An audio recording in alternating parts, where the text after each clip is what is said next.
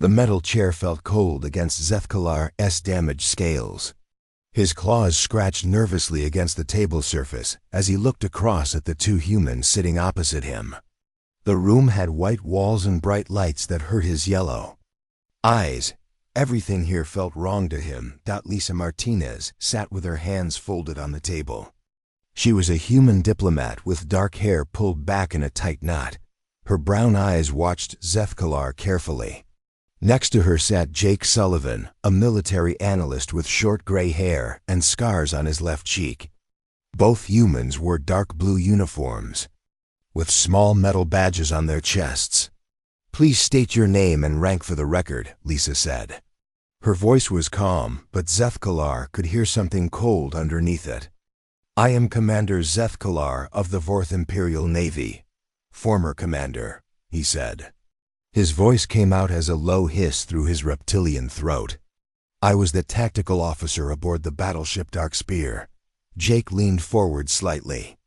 "And you were present at the Battle of Kepler 442b 6 months ago." It was not a question. Zethkalar's head moved up and down slowly. The human gesture felt strange to him, but he had learned their ways during his months as a prisoner. "I was there," he said. "I was the only one from my ship who lived through it." The room fell quiet except for the soft hum of air moving through the vents above them. Zethkalar looked down at his hands. The scales on his arms still showed burn, marks from that terrible day. Some were healing, but others would never look the same again. "Tell us what happened," Lisa said. "Start from the beginning." Zethkalar closed his eyes for a moment. When he opened them again, his voice was barely above a whisper. "We thought we were going to win," he said. The Galactic Coalition had never put together such a large fleet before. 12 different species, over 3,000 ships, the best weapons and shields that our worlds could make. He paused and looked directly at Jake. "We had studied your people for years. We knew about your technology. We knew about your tactics. We thought we understood what humans could do in battle." Jake's expression did not change, but Lisa made a small note on the datapad in front of her. "The meeting took place on the Coalition flagship 2 weeks before the attack," Zethkalar continued. "Admiral Krexter of the Mantis Fleet was in command. He showed us pictures of your colony world. Intelligence reports said there were maybe 50 human ships defending the planet. Just 50 ships against our 3,000. The alien's voice grew stronger as he remembered. "Krexter said it would be easy. A show of force to make your species understand that you could not keep taking systems that belong to other races. He said we would destroy your little fleet, and then demand that all humans return to your home system." Lisa looked up from her notes. "What did your intelligence reports tell you about our defenses?" "They said you had 1 orbital station around the planet, some mining operations in the asteroid belt, a few patrol ships. Nothing that should have been able to stop us." Zethkalar's claws scraped against the table again. The reports were wrong. Very wrong. Jake stood up and walked to a wall screen. He pressed a button and a star map appeared showing the Kepler 442 system. "Walk us through your approach," Jake said. Zethkalar pointed at the map with one clawed finger. "We came out of hyperspace here, at the edge of the system, standard formation. The heavy battleships in the center, cruisers on the flanks, fighters. Screening ahead, it was textbook Coalition tactics. What did you see when you arrived?" "Exactly what we expected. A small human fleet near the planet. Maybe 40 ships, not 50 like the report said. They were in defensive positions around their orbital station." Zethkalar's voice got quieter. "We thought it would be over in less than an hour." Lisa leaned back in her chair. "Tell us about the human commander." "Admiral Kate Morrison. We intercepted her communications to her ships. She sounded calm. Too calm for someone about to face impossible odds." Zethkalar looked at the star map again. Her flagship was called the UHS Valiant, a destroyer-class vessel. Small compared to our battleships. What was your first indication that something was wrong? Zefkalar was quiet for a long moment. When he spoke again, his voice shook slightly. Admiral Morrison sent a message to Admiral Krexther. She said that human forces would withdraw if the coalition fleet left the system immediately. She gave us 30 minutes to decide. Jake turned away from the map. How did your admiral respond? Krexther laughed. He broadcast the message to the entire fleet so everyone could hear the human woman making threats. He said humans were even more foolish than he thought. Zefkalar's yellow eyes looked up at the ceiling. Then he ordered all ships to advance to attack positions. And that's when Admiral Morrison gave her response? Yes. She transmitted on all frequencies so every ship in both fleets could hear her. She said only 4 words. Protocol 7 is now active. The room became very quiet. Lisa and Jake looked at each other, and Zefkalar saw something pass between them. Some kind of understanding that he was not part of. What happened next? Lisa asked. Nothing.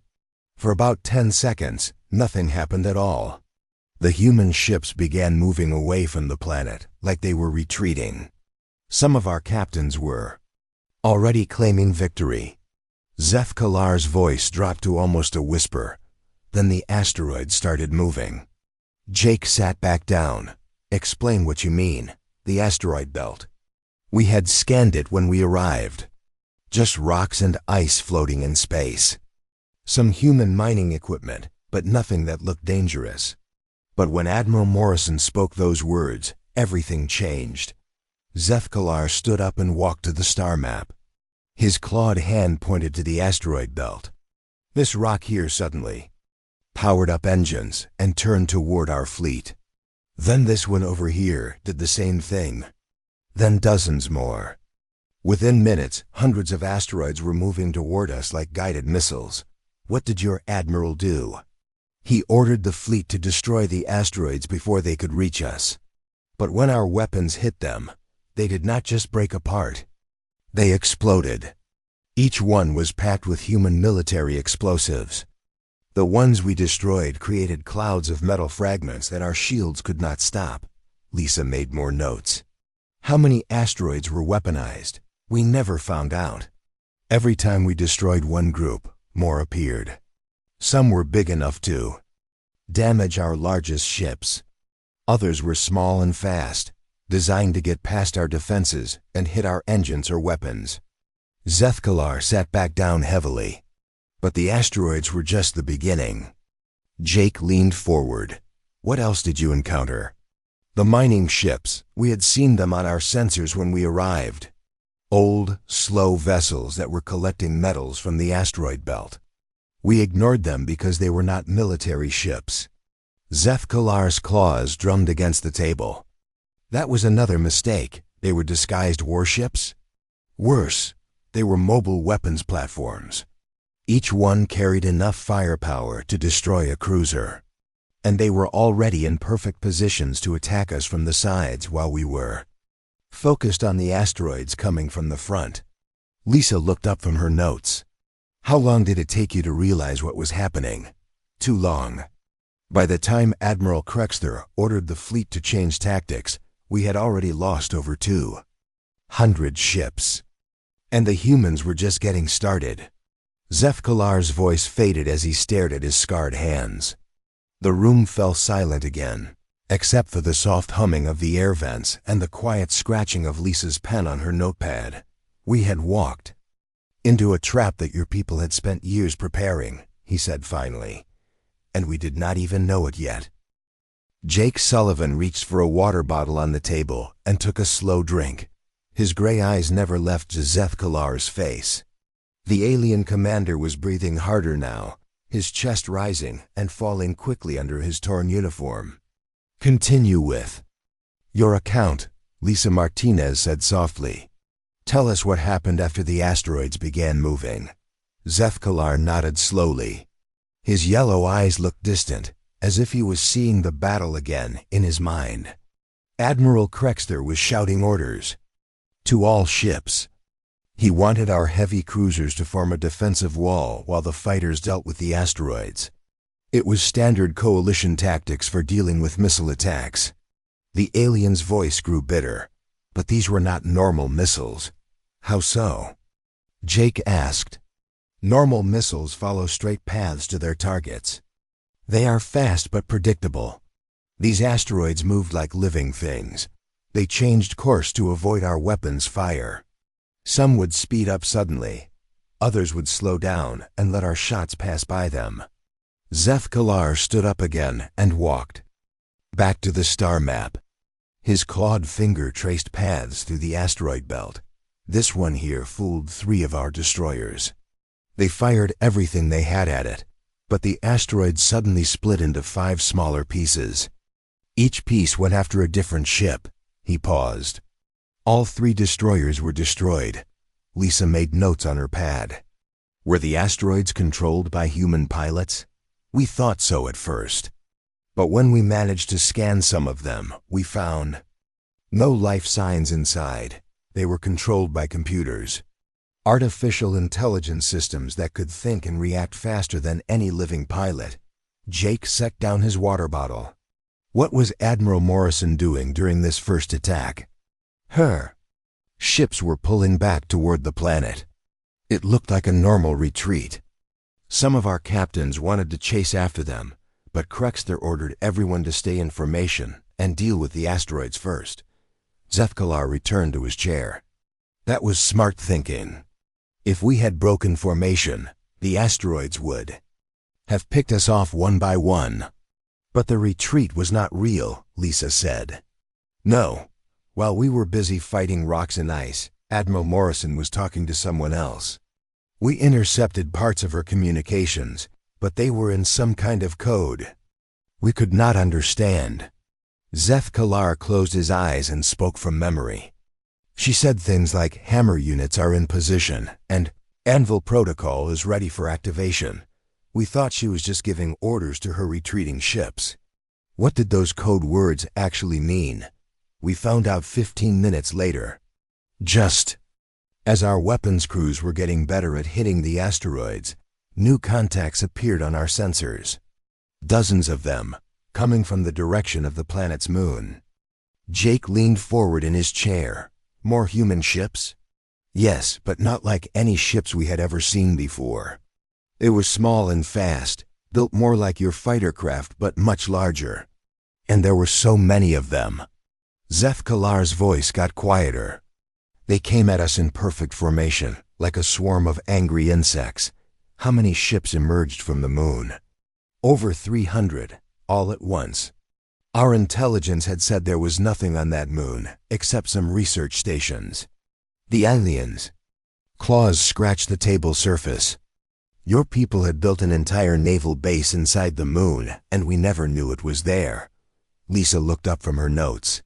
What happened when these ships engaged your fleet? They did not attack us directly at first.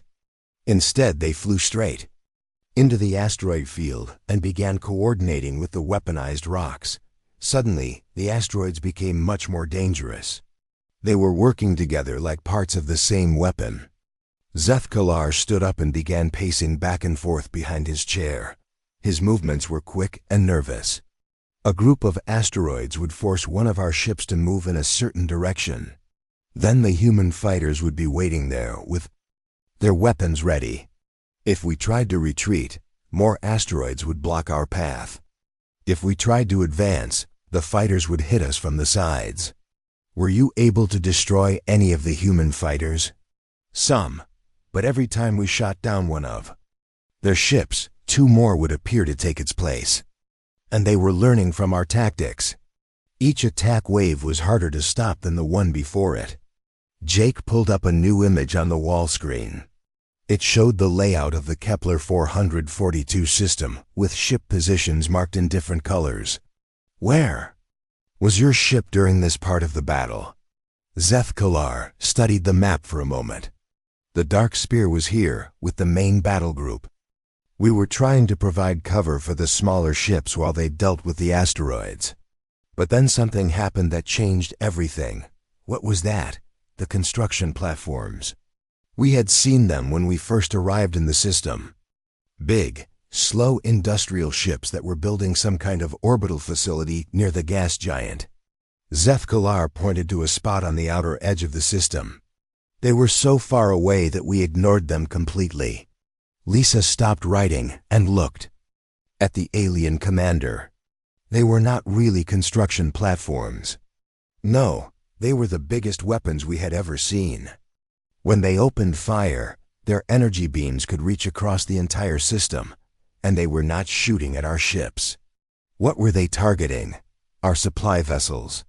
Every fleet needs ships to carry fuel, food, ammunition, and repair equipment. These supply ships always stay at the back of the formation where they are safe from enemy fire. Zeth-Kalar's voice became angry.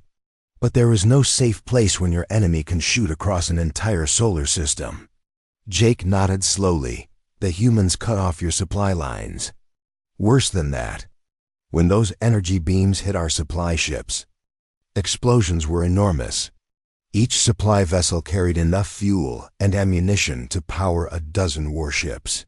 When they exploded, the blast waves damaged other ships around them. Zeth-Kalar sat back down and put his head in his hands. In less than 10 minutes, we lost 40 supply ships and over 100 other vessels that were caught in the explosions. And Admiral Morrison was not done with us yet. What happened next? She sent another coded message. This time she said, "Mining operation is now active." We had no idea what that meant until the first one hit us. Lisa and Jake exchanged glances. "The first what?" Lisa asked. "Kinetic projectile." A chunk of metal the size of a small building, moving at incredible speed. It hit the battleship Stormcrusher and went right through it like it was made of paper. Zeth-Kalar looked up at the humans. Your people had turned the mining equipment in the asteroid belt into weapons that could throw rocks at us faster than bullets. How many kinetic strikes did you take? I stopped counting after 20. Each one could destroy or cripple a major warship, and they kept coming from different directions. We could not predict where the next one would hit. Jake stood up and walked around the table to stand behind Zeth-Kalar's chair. What was Admiral Krexter's response to all this? He tried to order a general retreat. But when our ships turned to leave the system, we discovered another surprise waiting for us. More human forces, minefields, thousands of hidden explosive devices floating in space along every escape route. They had been there all along, invisible to our sensors. Zeth-Kalar's voice cracked slightly. Your Admiral Morrison had not just prepared to fight us. She had prepared to trap us. Lisa set down her pen and looked directly at the alien commander. How many coalition ships were destroyed in the first hour of battle? Zeth-Kalar was quiet for a long moment. When he spoke, his voice was barely a whisper. Over 800 ships. More than a quarter of our entire fleet. And the humans had not even started using their real weapons yet. The room fell silent except for the hum of the air conditioning and the soft sound of Zeth-Kalar's breathing. Jake returned to his seat while Lisa picked up her pen again. "Tell us about the real weapons," she said quietly. Zeth-Kalar looked at both humans with his yellow eyes wide with remembered fear. That was when we learned what humans really are. Jake Sullivan walked to a small cabinet in the corner of the room and pulled out a bottle of clear liquid. He poured some into 3 glasses and set one in front of Zeth-Kalar. The alien looked at the glass but did not touch it. "It is just water," Jake said. "You look like you need it." Zeth-Kalar picked up the glass with shaking hands and drank half of it in one gulp. The cool liquid seemed to calm him slightly. "Tell us about these real weapons," Lisa Martinez said. She had turned to a fresh page in her notebook. The alien commander set down his glass and stared at it for a moment. The real weapons were not machines or ships or explosives. The real weapon was the way your people think about war. Explain what you mean. Every species in the galaxy fights according to rules, honor codes, traditional tactics that have been used for thousands of years. We fight in formations. We target military ships first. We give warnings before we attack civilian areas. Zeth looked up at both humans. Your people do not follow any rules at all. Jake returned to his seat. Give us an example. Captain Ryan Davis. He was commanding a group of mining vessels that we had ignored because they were not military ships. When our fleet was trapped by the minefields, these mining ships sent us a surrender signal. Lisa stopped writing. They surrendered to you. That is what we thought. Captain Davis broadcast on all frequencies that his ships were civilian vessels with no weapons. He said they wanted to evacuate their crews to safety and asked for safe passage out of the battle zone. What did Admiral Krexler do? He followed the Galactic War codes. When civilian ships surrender, you must allow them to leave safely. Krexler ordered our ships to create a corridor so the mining vessels could escape. Zeth finished the rest of his water and set the glass down hard on the table, but they were not surrendering. As soon as our ships moved to let them pass, the mining vessels opened fire from point-blank range. Each one carried hidden weapons that could punch holes through battleship armor. Jake leaned back in his chair. How many ships did you lose to this tactic? 17 major warships and over 30 smaller vessels. All destroyed by ships that were supposed to be defenseless civilians. The alien's voice grew angry. Captain Davis had used our own honor code against us. Did other human commanders use similar tactics? All of them. Every single human ship we encountered used some form of deception. They would pretend to be damaged and call for help. When our rescue ships approached, the damaged vessels would suddenly come alive and attack. They would broadcast false surrender signals. They would send fake distress calls that led our ships into ambush zones. Lisa made several notes before looking up again. What was the most effective deception you witnessed? Zeth was quiet for a long moment.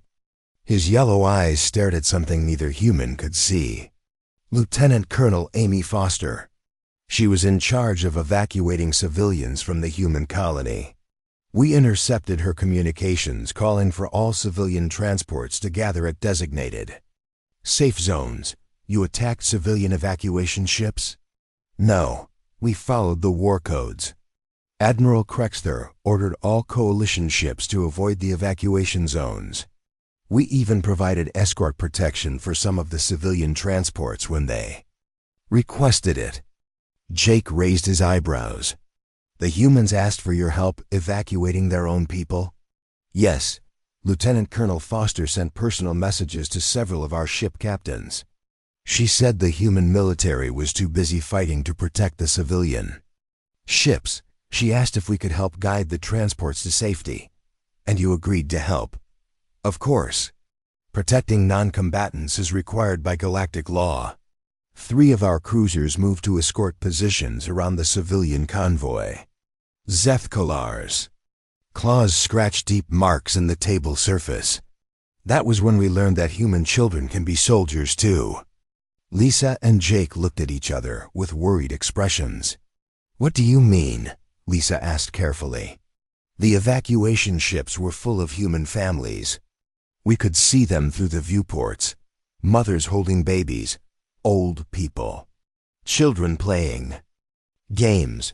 All of them looked scared and helpless. Zeth voice got very quiet. But the ships themselves were military platforms in disguise. The civilian transports were actually warships?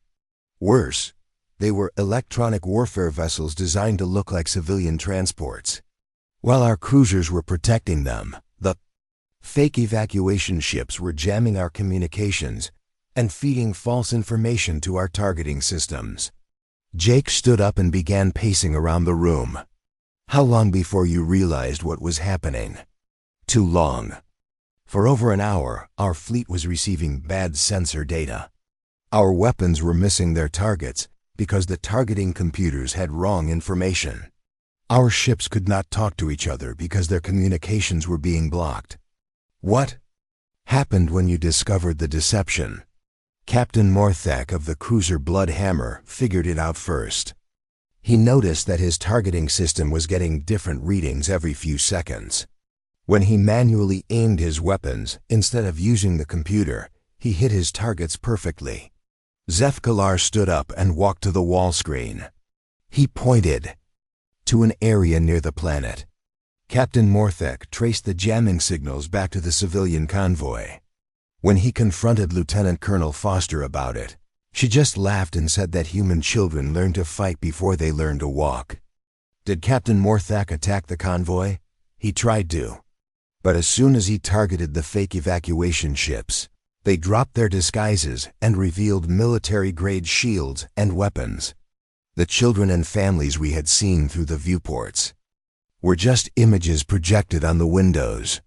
Lisa wrote several lines of notes before looking up. Were there any real civilians in the system? We never found out. Every civilian ship we encountered turned out to be a military vessel in disguise. Every distress call was a trap. Every surrender was fake. Zefkalar returned to his chair. Your people had turned the entire concept of non-combatants into a weapon. Jake stopped pacing and faced the alien commander. What was the most disturbing tactic you witnessed? Zefkalar was quiet for a very long time. When he finally spoke, his voice was barely above a whisper. The debris fields. When your ships destroyed our vessels, the wreckage would float in. Space like it always does after a battle. Standard procedure is to avoid debris fields because they can damage ships passing through them. But the human debris was different. Yes, hidden inside the wreckage of destroyed coalition ships were small explosive devices. Delayed activation charges that would wait until more ships came near, then detonate. Zefkalar's hands shook slightly. Your people had weaponized our own dead. How many ships did you lose to these hidden explosives? Over 60. Every time we tried to rescue survivors from a destroyed vessel, the wreckage would explode and take the rescue ship with it. Every time we tried to salvage useful equipment from the battlefield, more hidden charges would go off. Lisa sat down her pen and looked at Zefkalar with a serious expression. Did the humans give you any warning about these tactics? No warnings, no explanations. They just used every advantage they could find, no matter how dishonest it seemed to us. The alien commander looked at both humans. But the worst part was not the tactics themselves. The worst part was how your people talked about them. What do you mean? We intercepted many human communications during the battle. We expected to hear fear or anger or desperation. Instead, we heard something that terrified us more than any weapon. Jake sat back down and leaned forward. What did you hear? Excitement. Your soldiers were enjoying themselves. They talked about the battle like it was a game they were winning. They made jokes about our mistakes. They celebrated every ship they destroyed like it was a personal victory. Zefkalar finished his account and looked directly at Lisa. Commander Ben Clark was leading a squadron of fighters when he spoke to his pilots. He said, "Remember, they came to our home. Show them why that was a mistake." Then he laughed. Actually laughed while he was killing us. The room became very quiet. Lisa and Jake sat without moving for several moments. Your people do not fight like soldiers, Zefkalar said finally. You fight like hunters who have found prey that wandered too close to your nest. The lights in the room seemed dimmer now, though nothing had changed. Jake Sullivan looked at his watch and realized they had been talking for over 3 hours. Zefkalar sat hunched over in his chair, his reptilian features showing exhaustion. And something deeper. Fear that had not faded even after 6 months. We need to understand something, Lisa Martinez said softly. You said the humans were enjoying the battle. Tell us more about that. Zefkalar lifted his head and stared at the ceiling for a moment. In all the wars I have fought, soldiers sound the same when they are in combat. They are scared, angry, or desperate. They shout orders. They cry out when they are hurt. They call for help when they are dying. But the humans sounded different. Yes, they sounded like they were having fun. The alien's voice carried a mixture of confusion and horror. At first I thought our translation systems were malfunctioning. No species enjoys killing that much. Jake poured more water into Zethkalar's glass. Give us specific examples of what you heard. Major Helen Brooks was leading a fighter squadron against our destroyer Red Claw. Instead of trying to destroy the ship quickly, her pilots disabled the life support systems first. Then they damaged the emergency power. Then they took out the communications array. Lisa looked up from her notes. They were trying to capture the ship intact. No, they were trying to make the crew suffer. When the life support failed, our people had to put on emergency suits. The humans could hear our radio communications because they had not destroyed our receivers. Major Brooks told her pilots to listen to the panic in our voices. Zethkalar stood up and walked to the far wall, pressing his back against it as if he needed something solid to lean on. She said, "Listen to them beg for help. Record it so we can play it back to their friends." Then she gave orders for her fighters to broadcast our distress calls on all coalition frequencies. Why would they do that? To frighten the other ships in our fleet. Every coalition vessel could hear the Red Claw's crew calling for rescue while the humans slowly destroyed their ship piece by piece. Major Brooks was using fear as a weapon. Jake walked over to the wall screen and brought up a new display showing radio frequencies and communication patterns. How long did this psychological warfare continue? The entire battle. Every human commander used the same tactics. They would disable our ships just enough to keep the crews alive, then make sure the rest of our fleet could hear them die slowly. Zethkalar pushed himself away from the wall and returned to his chair. His movements were shaky and unsteady. Commander Carl Peterson was in charge of a group of human destroyers. When they attacked our battleship Iron Mountain, they did not target the weapons or engines first. They targeted the medical bay. Lisa stopped writing. They attacked your wounded? Worse, they destroyed the medical equipment but left the medical bay intact. Then they used some kind of gas weapon that made everyone inside the medical bay very sick, but did not kill them immediately. What was the purpose of that? The sick and wounded crew members were calling for help on all radio channels. But every time one of our ships tried to send medical supplies or rescue personnel, the human destroyers would attack them too. They were using our own compassion against us. Jake turned away from the wall screen. Did any coalition ships manage to provide medical aid? 3 hospital ships tried to reach the Iron Mountain. All 3 were destroyed by Commander Peterson's forces. But before they died, he made sure they could transmit their final messages to the rest of our fleet. Zethkalar's voice became very quiet. The last thing we heard from the hospital ship Mercy of Stars was a doctor begging the humans to let them save the wounded. Commander Peterson's response was broadcast to every ship in both fleets. What did he say? He said, "You brought war to our home. Now you get to hear what war sounds like." Then he laughed while the hospital ship exploded. The room fell silent for several minutes. Lisa and Jake exchanged worried glances while Zethkalar stared at his hands. "There is something else," the alien said finally. "Something that frightened me more than all the weapons and tactics combined." What was that? The humans were not just fighting us. They were studying us, learning about us while they killed. U.S. Jake sat back down at the table. "Explain what you mean." Every attack was different. Every human commander tried new tactics to see what would work best against different types of coalition ships. They were treating the battle like a giant experiment. Zethkalar looked directly at Lisa. Captain Diana Wells commanded a group of human cruisers. When she engaged our Mantis fleet vessels, she used standard energy weapons. But when she fought against Vorth ships like mine, she switched to kinetic projectiles.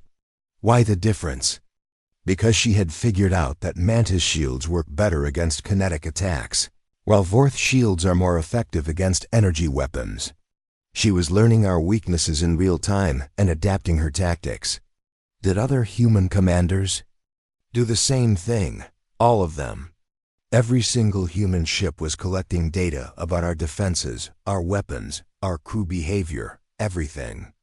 They were not just trying to win this battle. They were preparing for the next one. Jake leaned forward. How could you tell they were gathering intelligence? Because they kept asking us questions. When they disabled a coalition ship, they would send boarding parties to capture crew members. But instead of interrogating them about military secrets, they asked strange questions. What kind of questions? They wanted to know about our food, our families, our home planets. They asked about our religions and our cultures. They asked what scared us the most. Zef-Kalar's claws drummed nervously on the table. Lieutenant Colonel Mark Stevens led one of the boarding teams. He spent 2 hours talking to captured Mantis soldiers about their mating rituals. Lisa looked confused. Why would that information be useful in battle? I did not understand either until I saw what happened next. The humans started broadcasting fake Mantis mating calls on the frequencies that Mantis ships use for emergency communications. Did that actually affect the Mantis fleet? Yes. Mantis soldiers become very aggressive and lose focus when they hear those sounds during their mating season. Several Mantis ships broke formation and attacked recklessly, making them easy targets. For human weapons, Jake stood up and began pacing again. The humans weaponized biological instincts. That was just the beginning. They learned that Vorth soldiers like me become sluggish in cold temperatures, so they used some kind of weapon that froze the air inside our ships. They discovered that Zephyrian pilots have excellent eyesight but poor hearing, so they used bright flashing lights to blind them while attacking with silent weapons. Zef-Kalar's voice grew stronger as he continued. Every species in the Coalition fleet had different weaknesses, and the humans found all of them during the battle. They were not just fighting us, they were dissecting us. How did they learn so much so quickly? Because they had been preparing for years. Every piece of information they gathered was immediately shared with all other human ships. Their computers analyzed our behavior patterns and suggested new ways to exploit them. Lisa set down her pen and rubbed her temples. What you are describing sounds more like scientific research than warfare. That is exactly what it was. To your people, war is just another problem to be solved. They approach it the same way they would approach any other challenge. They gather data, they test theories, they refine their methods. Zef-Kalar looked at both humans with wide, frightened eyes. But the most terrifying thing was how calm they stayed while doing it. Human voices never showed fear or anger or any strong emotion. They talked about killing us the same way they might talk about fixing a broken machine. Give us an example. Admiral Kate Morrison. During the worst part of the battle, when over 1,000 coalition ships had been destroyed, she gave a speech to all human forces. Her voice was steady and professional, like she was giving a routine status report. Zef-Kalar closed his eyes and recited from memory. She said, all units continue current operations. Enemy fleet strength is down to 67%. Estimated time to complete mission objectives is 43 minutes. Well done, everyone. He opened his eyes and looked at Lisa and Jake. 43 minutes. She had calculated exactly how long it would take to destroy the rest of our fleet, and she was correct within 2 minutes. The room became quiet again. Jake returned to his seat while Lisa picked up her pen. Is there anything else about human psychology that you observed during the battle? She asked. Zef-Kalar nodded slowly. Yes, the most important thing of all. Your people do not see war as something that ends when the shooting stops. To humans, every war is preparation for the next war. The evening light was beginning to fade outside the small window of the interrogation room. Jake Sullivan looked tired, but his attention had not wavered during the long day of testimony. Lisa Martinez had filled dozens of pages with notes, her hand cramped from writing. Zeth Kalar sat slumped in his chair, emotionally drained from reliving the worst day of his life. "Tell us about the end of the battle," Lisa said quietly. "How did you survive when so many others did not?" Zeth Kalar straightened up in his chair and took a deep breath. By the 4th hour of fighting, only 400 coalition ships remained out of the original 3,000. We were scattered across the system, trying to find some way to escape. The human traps. What was Admiral Krexler doing at this point? He was dead. His flagship had been destroyed 2 hours earlier when it tried to ram Admiral Morrison's ship. The humans let him get close enough to think he might succeed, then destroyed him at the last moment. The alien's voice was flat and emotionless. Command of the remaining fleet fell to Admiral Sekthar of the Aquilian Navy. Jake refilled his water glass and took a long drink. What orders did Admiral Sekthar give? He tried to organize a fighting retreat. All surviving ships were supposed to group together and fight their way out of the system as one unit. It was our only chance to get past the minefields and escape to hyperspace. Did the plan work? For a while. About 300 ships managed to form up near the edge of the system. We thought we might actually make it out alive. Zeth Kalar paused and stared at the table. Then Admiral Morrison sent another message. Lisa looked up from her notes. What did she say this time? She spoke directly to Admiral Sekthar on an open channel so all ships could hear. She said that any coalition vessel that powered down its weapons and left the system immediately would be allowed to go safely. She gave us 10 minutes to decide. How did Admiral Sekthar respond? He was suspicious. After everything we had experienced, none of us trusted anything the humans said. Sekthar thought it was another trap designed to make us lower our defenses. Jake leaned forward. But some ships took the offer? Yes. About 50 ships powered down their weapons and began moving slowly toward the hyperspace jump point. I watched them on my sensors, expecting to see them destroyed at any moment. Were they attacked? No. The human ships moved aside and let them leave. Every single one of those 50 ships made it to hyperspace and escaped the system safely. Zeth Kalar looked at both humans with confusion still visible in his yellow eyes. I could not understand why Admiral Morrison would let anyone go. She had us trapped. She could have killed all of us. What did you think her motive was?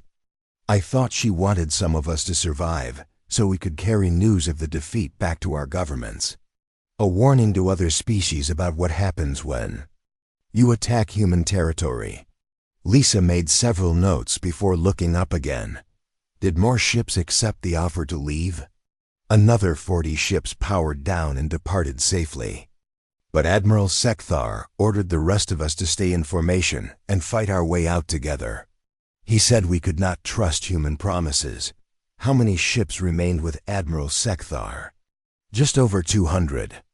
All the crews that decided honor was more important than survival. Zeth Kalar's voice grew bitter. We thought we were being brave. We thought we were showing the galaxy that coalition forces do not surrender to anyone. Jake stood up and walked to the wall screen. What happened to those 200 ships? They were hunted down and destroyed one by one. Not in a big battle, but slowly and carefully. The humans had been waiting for this moment. Waiting for what? For us to refuse their offer of mercy. As soon as the 10-minute deadline passed, Admiral Morrison gave new orders to her fleet. She told them to begin what she called detailed elimination procedures. Zeth Kalar stood up and joined Jake at the wall screen. He pointed to different areas of the star map.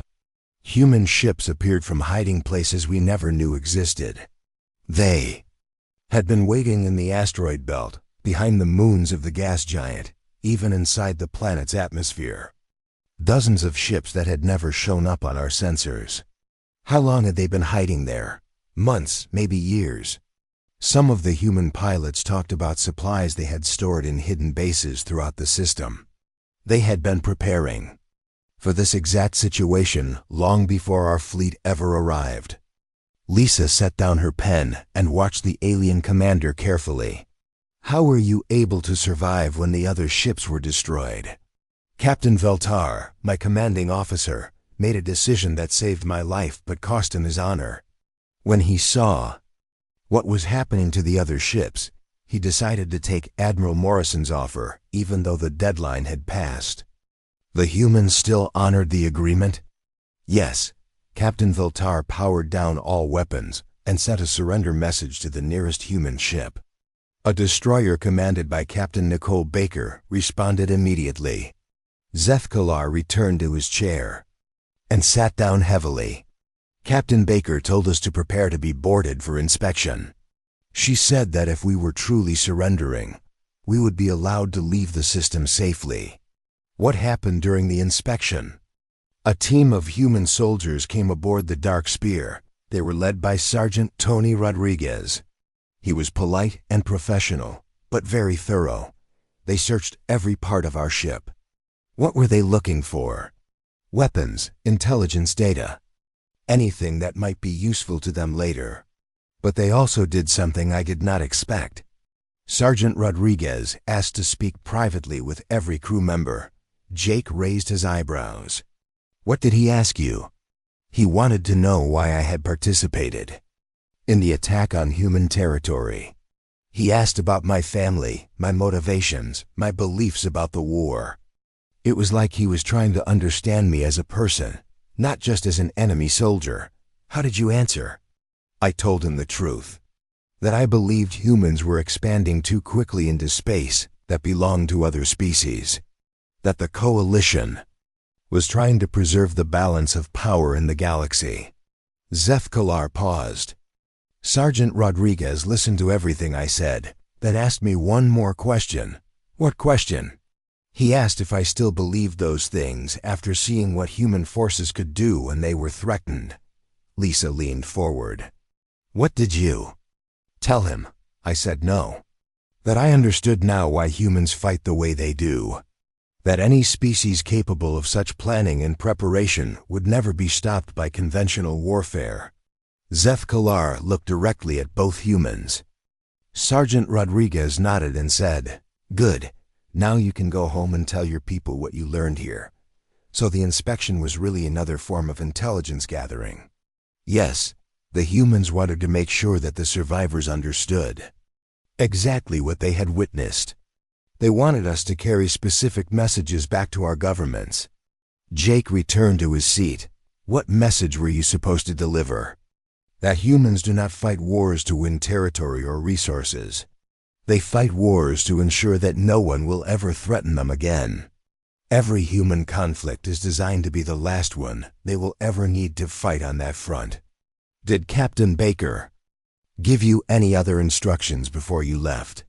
She told me to remember everything I had seen. She said that other species needed to understand that humans prepare for every possible threat, not just the ones they are currently facing. Zethkalar finished the last of his water and set the glass down carefully. Before we left the system, Admiral Morrison sent one final message to our ship. She said, Tell your leaders that this demonstration used only a small portion of our defensive capabilities. Tell them what happens when someone brings war to a human world. Lisa looked at her pages of notes, then back at the alien commander. What is your assessment of human military capabilities based on what you witnessed? Humans do not just prepare for war. They prepare for every possible war that might ever happen. They think decades ahead, building defenses and weapons for conflicts that may never come. What do you think other species should do with this information? Zethkalar was quiet for a long moment. When he spoke, his voice was filled with fear and resignation. They should stay away from human space. Far away, humans do not see warfare as a tool of diplomacy like other species do. To them, war is a final solution to existential problems. Jake and Lisa exchanged glances as Zethkalar continued. We thought we were going to war with humans. We discovered that we had brought war to humanity's doorstep. There is a difference, and that difference is why I'm the only one from my ship still alive to tell you this story." The alien commander stood up slowly and looked at both humans. One final time, your species does not fight to win battles. You fight to make sure you never have to fight the same enemy twice. That is why every other species in the galaxy should be afraid of you." The room fell silent as the weight of Zeth Kalar's words settled over them. Outside the window, the last light of day was fading into darkness.